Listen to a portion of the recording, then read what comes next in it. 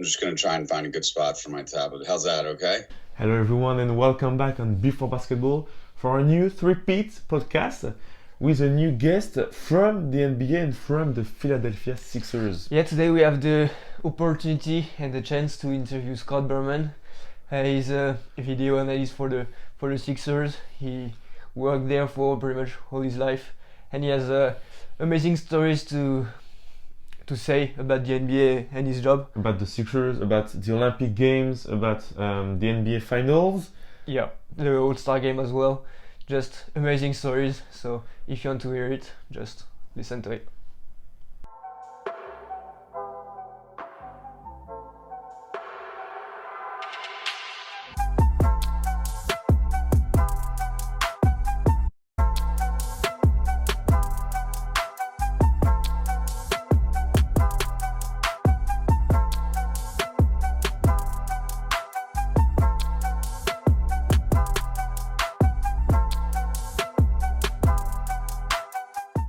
Well, thank you very much for taking the time to be with us. Where are you guys located right now? In London.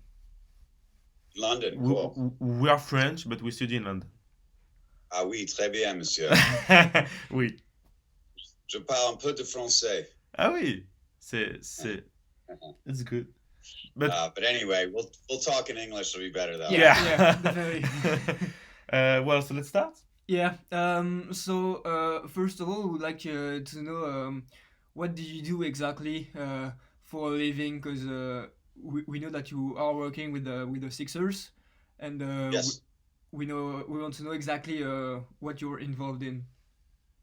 Yeah. So I keep stats at every home game. I sit down. I sit there and on a computer, and I record everything that happens during the game.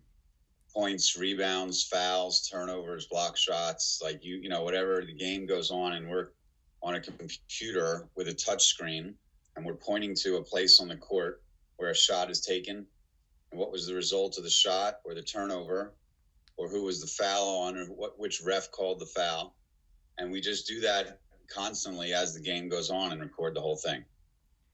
So are you involved after taking this all these statistics and everything? Are you involved in the analysis of it for the Sixers, or are there some people that are definitely doing this afterwards? Here's the thing about what's really interesting about how long I've been doing this is that when I first started doing this, we had a lot to do with the coaches and the strategy regarding the stats. So our team would put together really interesting things. The coaches would say, we would like to see such and such statistic, and we would keep it, and then we would hand it into the coach, right? Over the years that I've been there, slowly but surely, the teams have hired many more people full-time and paid them real money to do the analysis. And now they have like 6 guys on it and a video coordinator. And, you know, and so now at this day and age, the answer is we don't have very much to do with it after the game is over, but we used to. It's fun, but it's not my full-time job. So, you know, they have other people for that. And what are the challenges? Because we know that you have a very important role during the game. So what are the challenges? The challenges are that a lot of people are watching everything we do, and we can't make a mistake. If we make a mistake, we're told about it literally within minutes because we're on the phone with the NBA during the game. We have one person who sits there with a headset, and the NBA will say to them, they're watching the game too, and they're also watching a live feed of our statistics, and they'll say to us, that block shot was not Ben Simmons, it was Joel Embiid, you know. And then we'll have to watch a replay. And so there's a lot of eyes on us at all times. So that's a challenge. And, you know, the other challenge is that the game is so fast. I mean, these guys, you know, think about like a situation where there's a block shot on one end. It leads to a fast break dunk on the other end. Think about how fast that happens. And it's like you have a shot, a block, a rebound, an assist, a basket on the other side. It all happens within 5 or 6 seconds. And we have to be like on it. And then all of a sudden there's a sub.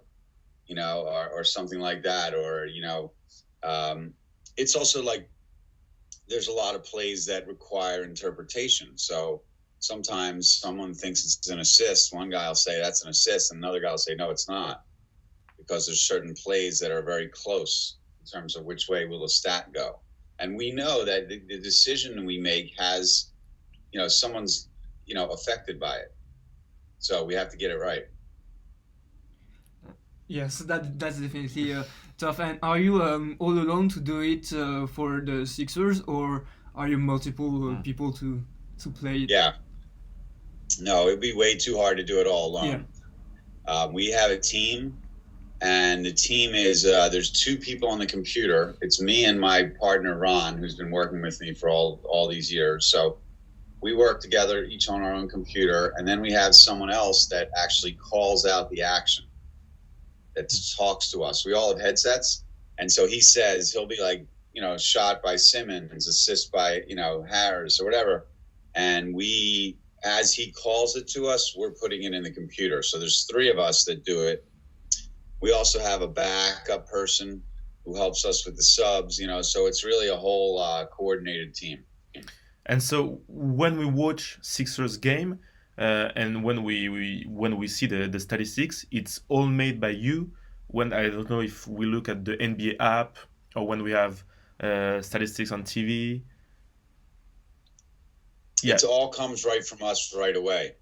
That's what's cool. So if you're watching online and you were like following the Sixer game, only home games, but if you're following the Sixer game, you'll, as you see like rebound, Simmons, that comes right from our computer, like in seconds.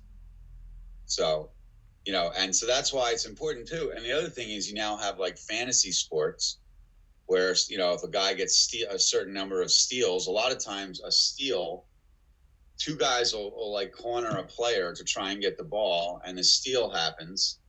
Who gets the steal? You get it or you get it, sometimes they both have a hand in the play in getting the ball away from the opponent. So who do you credit the steal to? Well, that has fantasy basketball implications. So you might be watching your computer, say, I need a steal for Westbrook or whatever, and they gave it to Paul George. Oh, they're not on the same team anymore, actually. But anyway, bad example. But you know what I'm saying? It's like that affects you on the other end watching the game online. Yeah, so that's definitely very tough. Everything that's all the statistics depends on you, and that's very, very complicated. What would you say is your the best memory you have with the Sixers and with your job? That is such a good question, and it's a tough answer, man, because I've been there for 30 years, so there's been a lot of great memories. I'll tell you, my father, I don't think I mentioned this, maybe I probably didn't, but my father was the shot clock timer for the Sixers. So I've been a part of this for my entire life. So when I was a really little kid, my dad would that's how I got into it. My dad would bring me out to the games and would hand me a program, and I would keep stats for fun because I enjoyed it. And then when I got out of college, they gave me a job, but I worked. So my best memories are with my dad, working with him. Like we worked the NBA finals together. We worked the All-Star game together. We worked the Olympics. Me and my dad went to in 1996, went to the Olympics in Atlanta and worked the basketball games together. So those are my best memories. My dad passed away. So, that's when I think about all those years, that's the best memories. Can you tell us a little bit more? You speak about the Olympic Games in Atlanta. You also did the 2001 finals with the Lakers, against the Lakers. Can you speak a little bit more about that? The finals were great, man. It was great.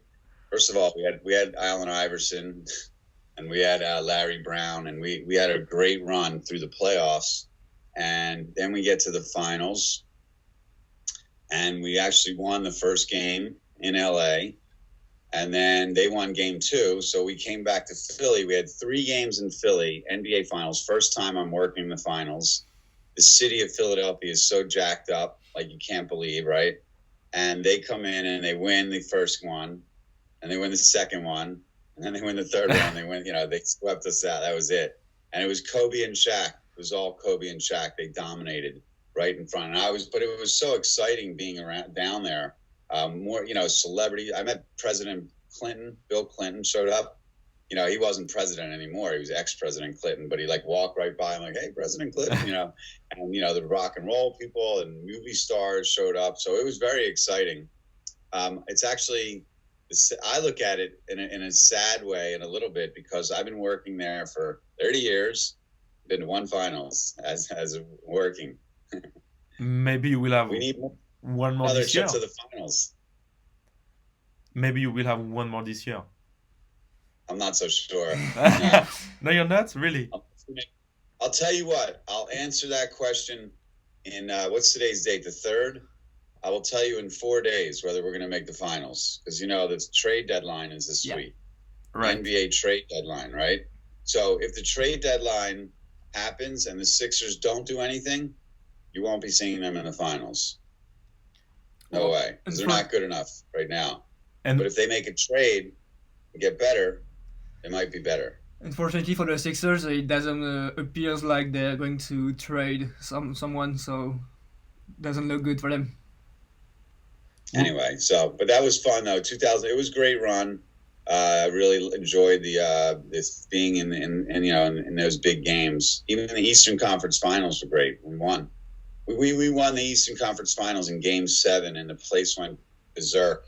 Everybody, the Vince Carter had a shot to win, and he missed. And I remember everybody went nuts. People were jumping up on the table, but I had to finish the game. I had to record the shot. I had to, I had to put at the end of the game. It's end of the fourth quarter. I had to print the box score. I had to check the box score. I got stuff to do, and the game's over, right? And the place is going nuts, and people are jumping around. We're going to the finals, It was fun though. I enjoyed that. So you work there for years and years now. What's the difference between the NBA 20 years ago and the NBA today? You guys have great questions. That's a great question, really. Excellent question. I got to think about it. Well, there's a bunch of things, but I would say, for one thing, one of the biggest differences is the long-range three-point shooting. The game is now so much more spread out, and people jacking up threes. Back in those days, it was much more a low. If you had a big man in the low post, you were winning games. Like Shaquille, you would dump it down to Shaquille, and he would dunk on your ass.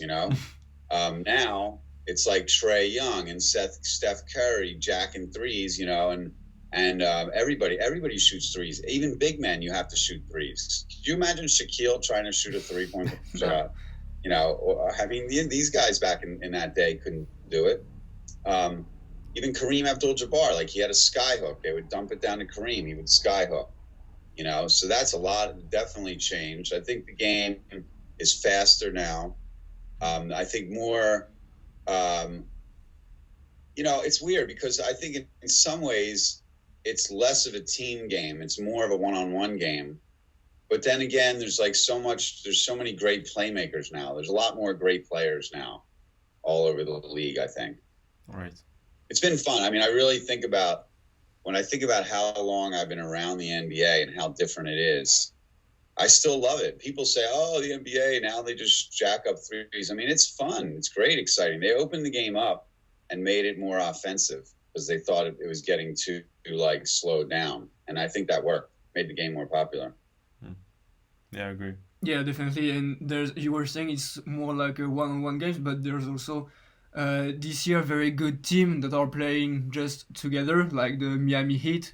So that's also there is still both kind of plays. Sixers play the Heat tonight, actually, in Miami. Right. Ooh, important game, definitely. Well, you guys, I was in London a year or two ago for the Sixers-Celtics game at O2 Arena. I worked that game. And you work at the O2? Yeah, I was there. Were you guys there? No, unfortunately. No, we The don't. NBA game, I don't know if you remember, the Sixers played the Celtics at the O2. Yeah, I was there remember. for 4 or 5 days. Yeah, it was great. And how was it? Yeah, be in London. It was great. I love going. I've been to. I went to London many years ago. I went to Mexico City. Went to Germany, and the best trip of all though was to China last year with the Sixers. So a lot of times when they do overseas trips, they need to take one stat crew because they don't. So they last year when we went, the Sixers had a preseason game in China, and they's like, "Do you guys want to go?" And I'm like, "I'll go." They just flew us over there, and I did stats. It was really easy, actually, because we had like a 9-day trip. I only had to work 2 games, and the rest of the time we were tourists. Shanghai and Hong Kong, it was amazing, with the NBA. That doesn't happen often, but anyway, London was really fun. Just the way people in London love basketball. I love how the game. Oh, that's another interesting thing about how the game is different than 20 years ago. It's much more international. I guess that's probably one of the biggest things. You guys are what, in your early 20s or something? How old are you? 22. Yeah, same. 22, right. Okay, so your parents probably, they didn't see the NBA as much as you do. No. Right. So the last 20 years, there's a lot of European influence in the NBA. There's players, they have a game at the All-Star game, which is like the world versus the U.S., and there's like players from all over the world now, which I think has made the NBA a lot better, and it's also better for all you guys around the world. It's now more of a global game. Yeah, that's right, and we can see it now with the Africa coming in the market. Well, the NBA come in the Africa market. But in your opinion, is it a good thing for the NBA to be international, to come in Europe, play games? We know that in Paris there will be another game next year. Yeah. Oh, absolutely. I think it's a brilliant move by David Stern, who just died. You know about him, right? I mean, he was a genius. He said, let's play games, exhibition games all over the world and start to bring, but even in the off season, what they would also do is send NBA players around the world to do good things, like charity things and humanitarian things.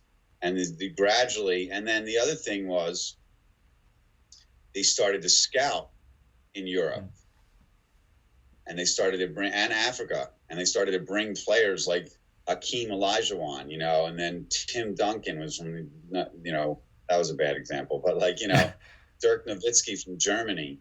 Now, Tim Duncan was from the Virgin Islands, but I mean, Dirk Nowitzki from Germany, and, those guys became superstars. And then Luka Doncic, look at him, and, so Frank Nikita. Trying to think of a guy from France, right? Yeah. He's not great, but he's from France. Yeah. How about Timothy Luau-Cabarrot? Yeah, not great as well. Well, no, not great in NBA, but when he played for France, speaking about Nilikina, he's good. Yeah, at the World Cup he was very, very good, and we were very excited to see how the season will come for him. Well, it's not as good as we hoped, but still glad we have a lot of... What? Sorry. Frank is on a bad team too. Yeah. Yes, that doesn't help, definitely. And they were talking about trading him, but I don't think they want to, and he doesn't want to as well. So yeah, that's well, also young guys. What I've noticed too is young guys. It's really hard, the NBA, and sometimes guys, they need 5 years before they can really get good, to find their place, and they get better and better. So I've seen that happen with a lot of young players where they start to improve over time. In the Eastern Conference, which team is the favorite for you? The Bucks. The Bucks. Yeah. Well, that's right. Are they for you? Are they a real contenders for the NBA titles? Absolutely. So you can see them beat the Clippers or the Lakers? Yes. Okay. 100%. That's interesting. But here's what I'll tell you though. Ask me again in 5 days. Yeah. The trade that every year, I don't know if you guys remember last year, the Raptors picked up Marcus Sol. Yeah. Yeah. Remember this? Yeah. Probably the at the greatest trade deadline. Yeah. And they picked up I forget who else they picked up. Do you remember? They picked up somebody else. Anyway. I don't know. Somebody else that really helped. And in the playoffs, there was two guys. First of all, Marc Gasol was able to start, and Serge Ibaka was able to come off the bench. Having Ibaka on the bench really helped them deep in the playoffs. And the other guy, who I forgot, was helping them too. So at this point in the season last year, nobody thought Toronto was going to win the championship, right? Right. But they made a couple really smart trades. They got better. Golden State had injuries, and then Toronto won the championship. So that could easily happen this year. But and I'm sure a bunch of teams the GMs are thinking the same way right now. That, like, I'm one trade away. Like, Clippers are good. They're probably not as good as the Lakers, but if the Clippers make a good deal, maybe they're better than the Lakers next week. So it'll be interesting all around the league. I'm still hopeful the Sixers have a shot. They have a lot going for them. They have a great defense. They just need a few more pieces, and then they might make a run. Yeah, we'll see. Totally agree. Yeah, but that will depend on the trade, obviously. And this is the end for this first part, but we'll have the chance to have a second part next week.